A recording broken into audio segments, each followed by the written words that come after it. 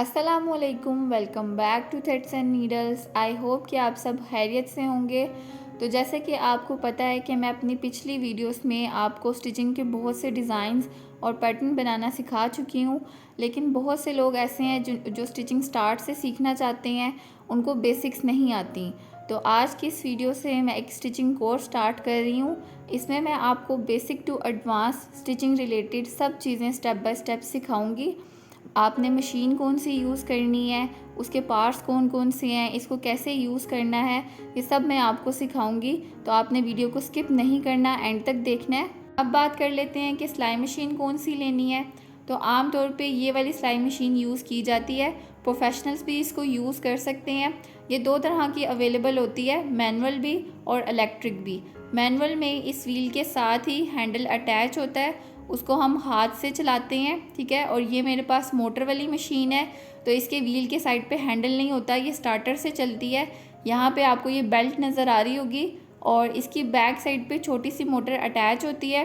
اگر آپ کے پاس مینول مشین ہے تو آپ اس کو بعد میں بھی موٹر لگوا سکتے ہیں۔ آج کل ہر کوئی موٹر والی مشین ہی یوز کر رہا ہے۔ ایک تو اس سے آپ کا کام جلدی ہو جاتا ہے اور آپ کی سلائی میں نیٹنس بھی آتی ہے۔ موٹر والی مشین کے ساتھ اس طرح کا یہ سٹارٹر ملتا ہے، اس کو آپ سٹارٹر بھی بول سکتے ہیں اور مشین کا فٹ بھی کہہ سکتے ہیں۔ اب میں آپ کو بتاتی ہوں کہ آپ نے اس کو اٹیچ کیسے کرنا ہے۔ اس کے ساتھ یہ اس طرح کا پلگ بنا ہوتا ہے، مشین کے سائڈ پہ سپیس ہوتی ہے، وہاں پہ آپ نے اس کو پہلے اٹیچ کرنا ہوتا ہے۔ اس کے بعد جو اس کا سوئچ ہوتا ہے اس کو آپ نے ساکٹ میں لگا کے آن کر دینا ہوتا ہے۔ اب میں آپ کو اس کو چلانے کا طریقہ بھی بتاؤں گی۔ اس سٹارٹر کو ہم پاؤں سے چلاتے ہیں، اور پاؤں سٹارٹر کے اوپر آپ نے کبھی بھی اس طرح سے نہیں رکھنا، ٹھیک ہے۔ میں نے اوپر اس لیے رکھا ہوا تاکہ میں آپ کو دکھا سکوں، ورنہ آپ نے اس کو پاؤں سے چلانا ہوتا ہے۔ آپ نے سٹارٹر کو اس طرح رکھنا ہے اور پاؤں کی پوزیشن آپ کے اس طرح سے ہونی چاہیے، ٹھیک ہے۔ اور اس طرح سے آرام سے آپ نے سٹارٹر کو پریس کر کے مشین کو چلانا ہوتا ہے۔ ایک دم سے آپ نے اس کے اوپر پاؤں رکھ کے مشین کو نہیں چلانا۔ میں چلا کر بھی آپ کو دکھاتی ہوں، یہ دیکھیں۔ اگر آپ اس کو ایک دم سے چلائیں گے نا تو مشین ایک دم فل سپیڈ میں چل جائے گی، اور آپ کا جو ہے نا سلائی بہت زیادہ خراب ہو جائے گی۔ آپ نے اس کو تھوڑا تھوڑا کر کے چلانا ہے، تھوڑا سا پریس کریں گے چلائیں گے، پھر تھوڑا سا پریس کریں گے چلا کے اس کو اس طرح سے آپ نے چلانا ہے اور روکنا ہے۔ کبھی بھی ہم سٹارٹر کے اوپر پاؤں اس طرح رکھ کے نہیں چلاتے، ٹھیک ہے۔ اب آپ کو سمجھ آ گئی کہ آپ نے کس طرح سے مشین کے فٹ کو استعمال کرنا ہے۔ اس کو میں سائڈ پہ کر دیتی ہوں۔ اچھا، اس کے علاوہ یہ سنگر کی سلائی مشینز بھی ہوتی ہیں، جو کہ آپ لوگوں نے دیکھا ہوگا انٹرنیٹ پہ بہت سے لوگ اس کو یوز کر رہے ہیں۔ اس میں آپ کے پاس سٹیچنگ کی بہت سے آپشنس ہوتے ہیں۔ آپ اس پہ ایمبرائڈری بھی کر سکتے ہیں، کاج اور پیکو وغیرہ بھی کر سکتے ہیں، لیکن کیونکہ یہ بہت زیادہ ایکسپینسو ہوتی ہے، ہر کوئی اس کو افورڈ نہیں کر سکتا، تو کوئی ایسی مسئلے کی بات نہیں ہے۔ یہ جو ہماری نارمل سلائی مشین ہے، اس سے بھی آپ سٹیچنگ کا سارا کام کر سکتے ہیں۔ اب یہاں پہ جو آپ کو چھوٹا سا راڈ ٹائپ نظر آ رہا ہے، اس سے آپ مشین کی فرقی کو بھرنے کے لیے استعمال کرتے ہیں۔ یہاں سے ہم اس کو پریس کریں گے اور مشین کی فرقی کو ہم دھاگا بھریں گے۔ یہ دیکھیں، یہ مشین کی ڈبی اور فرقی ہے، کچھ لوگ اس کو بوبن بھی بولتے ہیں۔ اب میں آپ کو سکھاؤں گی کہ آپ مشین پہ لگا کے فرقی میں دھاگا کس طرح سے فل کر سکتے ہیں۔ سب سے پہلے آپ نے دھاگے کے سرے کو اس طرح سے فرقی کے اوپر لپیٹنا ہے، تھوڑا سا دھاگا آپ نے ہاتھ سے ہی لپیٹنا ہے، اور اس کے بعد ہم اس کو مشین میں لگائیں گے۔ یہاں پہ آپ نے فرقی کو لگانا ہے، یہ دیکھیں، یہاں تک آپ نے اس کو لگا دینا ہے۔ اس کے بعد آپ نے دھاگے کو اس طرح سے پکڑنا ہے، دھاگا آپ کا آگے کی طرف ہونا چاہیے، اور اس کے بعد آپ نے ایک ہاتھ سے دھاگے کو پکڑنا ہے اور ایک ہاتھ سے آپ نے اس کو پریس کر کے پھر مشین کو چلانا ہے۔ کیونکہ میں نے سٹارٹر اوپر کی طرف رکھا ہوا ہے تو میں اس کو ایک ہی ہاتھ سے پکڑ بھی رہی ہوں اور ایک ہی ہاتھ سے اس کو پریس کروں گی، اور ایک ہاتھ سے کیونکہ میں مشین چلا رہی ہوں یہاں پہ۔ یہ دیکھیں کتنی آسانی سے اس میں دھاگا بھر رہا ہے۔ آپ نے مشین کے جو سٹارٹر ہے اس کو آپ نے پاؤں سے پریس کرنا ہے، ٹھیک ہے۔ اور آپ نے جب بھی اس مشین کو روکنا ہے، کبھی بھی چلتی مشین کو آپ نے اس طرح پکڑ کے نہیں روکنا، آپ نے ہلکا سا ہاتھ رکھ کے پھر اس کو روکنا ہے۔ اب یہاں ہماری فرقی میں دھاگا بھر چکا ہے، میں اس کو توڑ دوں گی۔ یہ دیکھیں، میں نے اس کے اندر تھوڑا سا اینڈ جو ہے نا اس کو باہر کی طرف ہی نکال کے رکھنا ہے اور پھر اس کو ڈبی میں لگانا ہے، ٹھیک ہے۔ یہ دیکھیں، تھوڑا سا اینڈ میں نے دھاگے کا باہر کی طرف رکھا ہوا ہے۔ اب یہاں پہ سائڈ پہ آپ کو چھوٹا سا کٹ نظر آ رہا ہوگا، دھاگے کو آپ نے کھینچ کے اس کٹ کے اندر لے کے آنا ہے، یہ دیکھیں اس طرح سے۔ اب میں اس کو کھینچوں گی تو بہت آسانی سے ہمارا دھاگا جو ہے نا وہ باہر نکل رہا ہے۔ اگر یہ تھوڑا سا ٹائٹ ہو تو یہاں پہ یہ چھوٹا سا پیچ ہوتا ہے، اس کو فرکی کی مدد سے ہی گھما کے آپ ٹائٹ یا لوز کر سکتے ہیں۔ اب مشین میں اوپر کی سائڈ پہ دھاگا آپ نے کس طرح سے ڈالنا ہے وہ بھی دیکھ لیں۔ بہت سارے لوگوں کو یہ مسئلہ ہوتا ہے کہ سلائی کے دوران بار بار دھاگا ٹوٹ رہا ہوتا ہے، وہ کس وجہ سے ٹوٹتا ہے وہ بھی میں آپ کو بتاؤں گی۔ سب سے پہلے آپ نے یہاں پہ دھاگا ڈالنا ہوتا ہے، یہ دیکھیں، اور اس کے بعد نیچے مشین کا یہ جو سپرنگ ٹائپ پارٹ ہوتا ہے، کچھ مشینز میں یہ فرنٹ پہ ہوتا ہے اور کچھ مشینز میں یہ سائڈ کی طرف ہوتا ہے۔ اس کو آپ نے اس طرح سے کھول کے چیک کر لینا ہے کہ اس کے درمیان میں کوئی دھاگے کا چھوٹا پیس یا ڈسٹ وغیرہ نہیں ہونی چاہیے۔ یہاں سے آپ کھول کے اس کو ٹائٹ یا لوز بھی کر سکتے ہیں۔ تو آپ نے دھاگے کو نیچے کی طرف سے لے کر جانا ہے، یہ دیکھیں، یہاں سے ہم اس کو لے کے جائیں گے اور دوسری طرف سے ہم نے اس کو اوپر کی طرف کرنا ہے، یہ اس طرح سے، ٹھیک ہے۔ اب آپ اس کو کھینچ کے چیک کر سکتے ہیں۔ یہاں پہ دھاگا آرام سے کھنچنا چاہیے۔ اگر آپ کو لگے کہ کافی زیادہ ٹائٹ ہے تو آپ آگے کی طرف جو اس کا یہ پیچ ہے اس کو کھول کے دھاگے کو ٹائٹ یا لوز بھی کر سکتے ہیں۔ اب یہاں پہ جو ایک ہک ٹائپ کا پارٹ ہے اس کے اندر ہم نے دھاگے کو ڈالنا ہے، یہ دیکھیں، اس میں چھوٹا سا سوراخ ہوتا ہے، آپ نے ایک سائڈ سے دھاگے کو ڈالنا ہے اور دوسری سائڈ سے نکال لینا ہے، اور یہاں پہ آپ نے دھاگے کو چیک کر لینا ہے کہ اس کے درمیان میں کوئی بل وغیرہ نہ ہو، کوئی گرا وغیرہ نہ لگی ہو، اور اس کے بعد آپ یہاں پہ اس کو کھینچ کے بھی چیک کر سکتے ہیں کہ دھاگا آپ کا سموتھلی کھنچ رہا ہے کہ نہیں۔ اس کے بعد آپ یہاں پہ دیکھیں کہ سائڈ پہ ایک چھوٹا سا ہولڈر ٹائپ بنا ہوتا ہے یو کی طرح کا، آپ نے اس کے درمیان میں دھاگے کو ڈالنا ہوتا ہے۔ اگر نہیں بھی ڈالیں گے تو کوئی مسئلہ نہیں ہے، لیکن اگر ڈال لیں گے تو آپ کا دھاگا جو ہے وہ بالکل سیدھا رہے گا اور آپس میں جو ہے نا وہ الجھے گا نہیں۔ اب دھاگے کے اینڈ کو تھوڑا سا آپ نے کٹ کر لینا ہے تاکہ آسانی سے ہم اس کو سوئی میں ڈال سکیں۔ تو یہاں پہ مشین کی سوئی اس وقت نیچے ہے، تو ہاتھ سے ہی ویل کو گھما کے میں سوئی کو اوپر لے آؤں گی اور مشین کا پریشر فٹ نیچے کر کے پھر ہم سوئی میں دھاگا ڈالیں گے۔ بہت زیادہ چھوٹا دھاگا آپ نے نہیں رکھنا، دھاگا تھوڑا سا لمبا رکھنا ہے۔ اگر چھوٹا دھاگا ہوگا تو جیسے ہی آپ مشین چلائیں گے سوئی میں سے دھاگا نکل جائے گا، ٹھیک ہے۔ تو سوئی میں بھی دھاگا ہم نے یہاں پہ ڈال لی ہے۔ اب ہم نے یہاں پہ فرکی اور ڈبی کو نیچے کی طرف لگانا ہے۔ آپ مشین کو اوپر سے کھول کے بھی ڈبی اور فرکی لگا سکتے ہیں، لیکن میری مشین کا یہ والا پارٹ کافی زیادہ ٹائٹ ہے، اس لیے میں آپ کو نیچے سے لگا کر دکھاتی ہوں۔ اس سائڈ پہ آپ نے فرکی اور ڈبی کو لگانا ہوتا ہے، یہ دیکھیں سائڈ سے آپ کو دکھا دیتی ہوں۔ یہاں پہ جو ایک سرکل ٹائپ کی سپیس بنی ہوئی ہے یہاں پہ آپ نے ڈبی کو ایڈجسٹ کرنا ہے۔ تو یہ دیکھیں ہم نے فرکی کو بھر کے ڈبی کے اندر لگا لیا تھا، تھوڑا سا دھاگا باہر کی طرف ہے۔ اب ڈبی کی بیک سائڈ پہ ایک چھوٹا سا کلپ ٹائپ کا بنا ہوتا ہے، اس کو آپ نے کھول لینا ہے اور کھول کے بالکل سینٹر میں کر کے آپ نے اس طرح سے ڈبی کو لگانا ہے۔ اس کو ہم گھمائیں گے اور ٹک کر کے ایک آواز آئے گی تو آپ کی سمجھیں ڈبی لگ چکی ہے۔ نیچے کی طرف اس کٹ میں اگر ڈبی اچھے سے ایڈجسٹ ہو گئی ہے تو اس کا مطلب بالکل ٹھیک لگی ہے۔ تھوڑا سا دھاگا اس طرح سے باہر کی طرف رہے گا اور اس کے بعد آپ نے مشین کو بند کر دینا ہے۔ اب آپ نے نیچے فرکی سے دھاگا اوپر کی طرف لے کے آنا ہے، تو اس کے لیے ہاتھ سے ہی آپ نے مشین کے ویل کو گھمانا ہے۔ یہ دیکھیں نیڈل کو آپ نے نیچے کی طرف لے کے جانا ہے، 2 سے 3 دفعہ ہی بس میں ویل کو چلاؤں گی، بہت زیادہ نہیں آپ نے چلانا، صرف 2 سے 3 دفعہ چلانا ہے، اور اس کے بعد آپ نے اس اوپر والے دھاگے کو کھینچنا ہے۔ تو یہ دیکھیں نیچے سے فرکی کا جو دھاگا ہے وہ اوپر کی طرف آ جائے گا اور اس طرح سے آپ نے دھاگا باہر کی طرف نکال لینا ہے۔ اب آپ نے دونوں دھاگوں کو پکڑ کے اس طرح سے کھینچ کے دیکھ لینا ہے کہ دونوں دھاگے آرام سے کھنچ رہے ہیں، تو اس کا مطلب ہے کہ آپ نے مشین میں دھاگا بالکل ٹھیک ڈالا ہے۔ اس کے بعد آپ نے دونوں دھاگوں کو پیچھے کی طرف کر دینا ہے۔ آپ نے کبھی بھی دھاگا اس طرح آگے کی طرف نہیں رکھنا، اس کو ہلکا سا ٹویسٹ کر کے آپ نے مشین کے پریشر فٹ سے گھما کے پیچھے کی طرف کر دینا ہے اور آپ نے مشین کا پریشر فٹ نیچے کی طرف کر دینا ہے۔ ٹھیک ہو گیا، یہاں پہ آپ کا دھاگا مشین کے اندر ڈل چکا ہے۔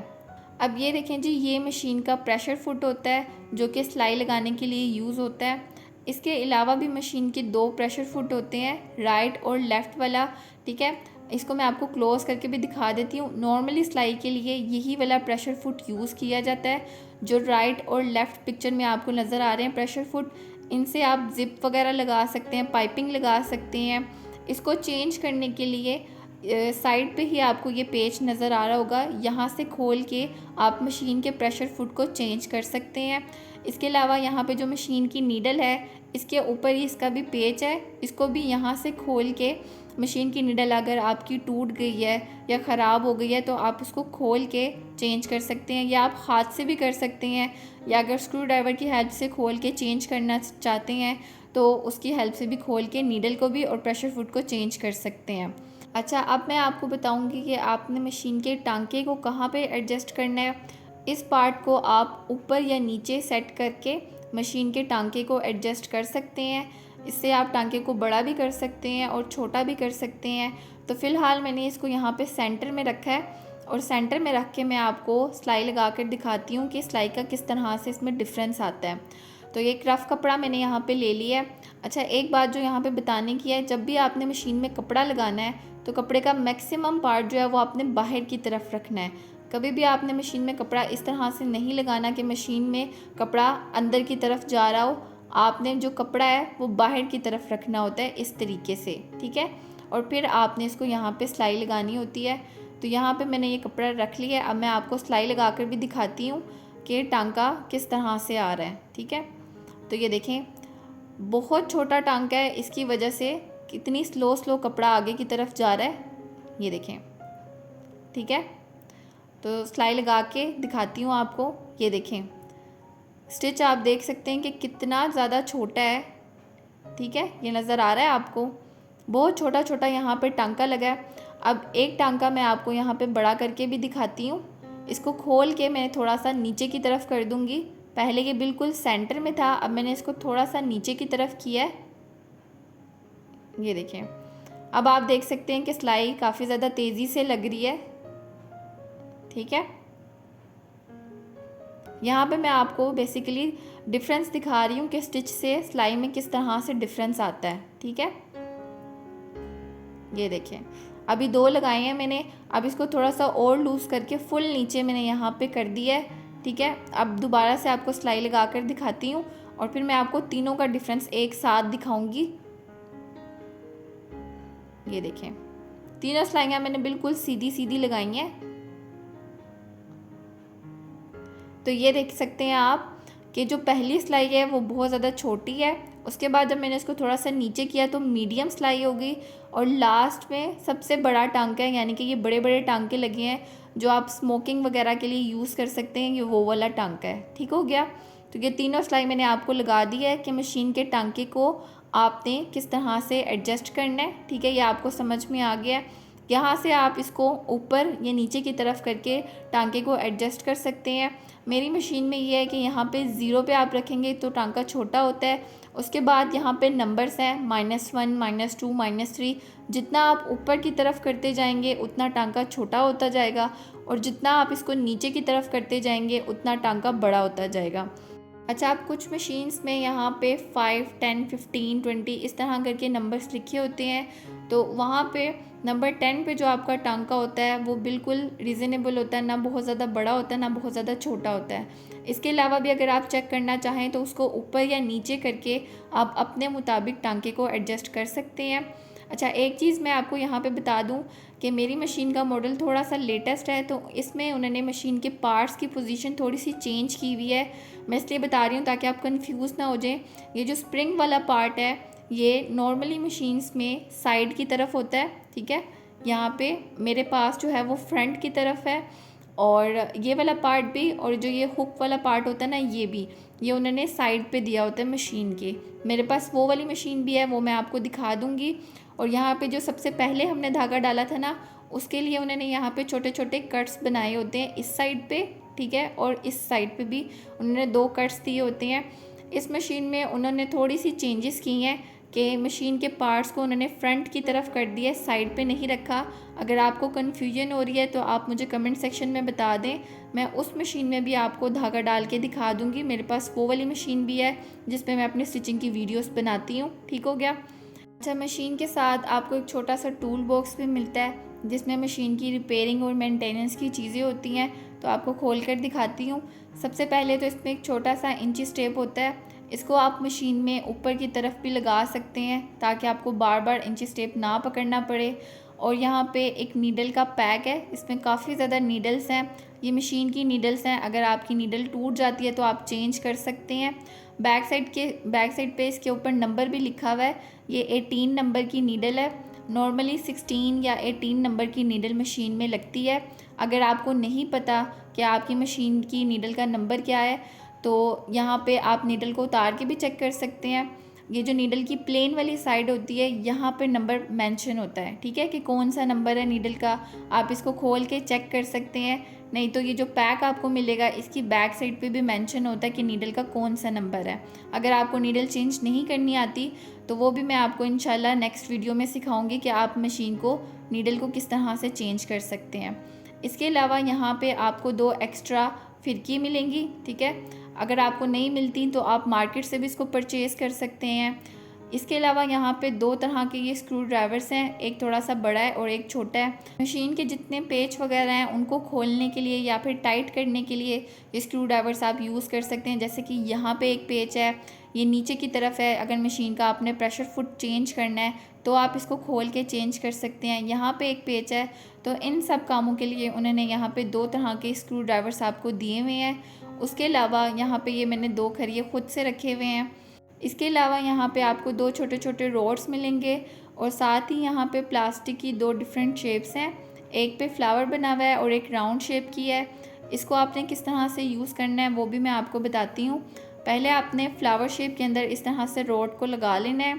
اس کے بعد مشین کے اوپر کی طرف یہاں پہ ایک ہول بنا ہوتا ہے، پریس کر کے آپ نے روڈ کو اس کے اندر لگا دینا ہے۔ اس کا پرپس یہ ہے کہ اگر آپ یہاں پہ ایکسٹرا نلکی لگانا چاہتے ہیں تو وہ لگا سکتے ہیں۔ اور جب بھی آپ نے مشین کو یوز کر کے رکھنا ہے آپ نے مشین کی آئلنگ لازمی کرنی ہے۔ تو مشین کے اوپر کی سائڈ پہ یہاں پہ جو ہولز بنے ہوئے ہیں یہاں پہ آپ نے 1 ڈراپ ڈالنا ہے، 1 ڈراپ ہم یہاں پہ ڈالیں گے، ٹھیک ہے۔ مشین کو چلانے کے لیے بہت ضروری ہے کہ آپ نے مشین کی اچھے طریقے سے آئلنگ کی ہو۔ اس پوائنٹ پہ بھی آپ نے 1 ڈراپ ڈالنا ہے، ٹھیک ہے۔ 1 ڈراپ ہم یہاں پہ ڈال دیں گے۔ اب نیچے والی سائڈ پہ آئیں گے، یہ دیکھیں اس سائڈ پہ بھی 2 ہولز ہیں، یہاں پہ 1 ڈراپ آپ نے ڈال دینا ہے، ٹھیک ہے۔ اور اس کے بعد یہاں نیچے کی طرف ایک ہول ہے، یہاں پہ آپ نے 1 ڈراپ ڈال دینا ہے۔ بس 1 ڈراپ ہی آپ نے ڈالنا ہے، بہت زیادہ آئل نہیں لگانا، ٹھیک ہے۔ آئلنگ کرنے کے بعد آپ نے مشین کو صاف کر لینا ہے۔ اس کے بعد ایک رف کپڑا لے کے اس کو آپ نے اس طرح سے فولڈ کر لینا ہے اور فولڈ کر کے آپ نے مشین کے پیر کو اٹھا کے نیچے کی طرف یہاں پہ کپڑا رکھنا ہے اور مشین کے پریشر فٹ کو ہم نیچے کر دیں گے اور نیڈل کو آپ نے نیچے کی طرف کر دینا ہے اور مشین میں سے ڈبی اور فرقی کو نکال کے آپ نے باہر رکھ دینا ہے۔ اگر آپ چاہتے ہیں کہ آپ کی سلائی مشین اچھا کام کرے اور لمبے عرصے تک چلے تو آپ نے ہر استعمال کے بعد مشین کی آئلنگ بھی کرنی ہے اور ہفتے میں 1 بار آپ نے مشین کو اچھے سے صاف کرنا ہے۔ تو آج کی اس ویڈیو میں جتنی بھی بیسک اور امپورٹنٹ چیزیں بگنرز کو پتہ ہونی چاہیے وہ ساری میں نے آپ کے ساتھ شیئر کی ہیں۔ آگے کی کلاسز میں بھی ساتھ میں ڈیفرنٹ ٹپس اور انفارمیشن آپ کے ساتھ شیئر کرتی رہوں گی۔ تو یہ تھی جی آج کی ویڈیو۔ آئی ہوپ کہ آپ کو یہ ویڈیو پسند آئی ہوگی اور ویڈیو آپ کے لیے یوزفل رہی ہوگی۔ تو ویڈیو کو لائک شیئر اور کمنٹ کرنا نہ بھولیں، ساتھ ہی میرے چینل کو بھی سبسکرائب کر لیں اور بیل آئیکن کو پریس کر لیں تاکہ آپ کو میری ہر آنے والی ویڈیو کی نوٹیفیکیشن مل سکے۔ تو ملتے ہیں اگلی ویڈیو کے ساتھ، تب تک کے لیے اللہ حافظ۔